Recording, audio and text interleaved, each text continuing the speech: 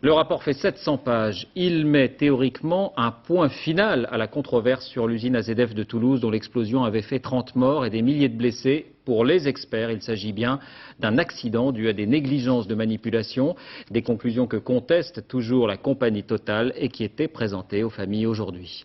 Zindine Boudaoud, Alain Location.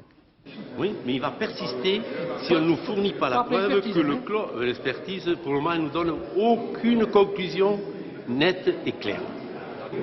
Pour eux, la parole des experts judiciaires n'est pas parole d'évangile. D'anciens salariés de la ZF ne veulent pas en démordre. L'accident reste encore à prouver. Les juges d'instruction se sont pourtant voulus pédagogues. Ils ont demandé aux experts d'expliquer aux 140 parties civiles du dossier les conclusions de leur rapport final.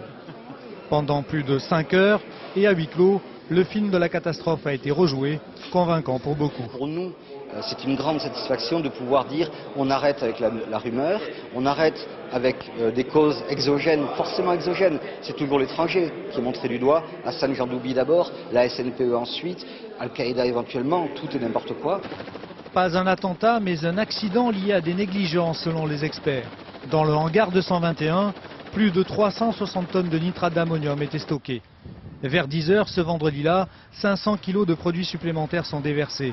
Dans le lot, la justice en est convaincue, quelques kilos de dérivés chlorés, du DCCNA. Une erreur, car la combinaison DCCNA plus nitrate d'ammonium est explosive. Plusieurs expériences comme celle-ci semblent le prouver.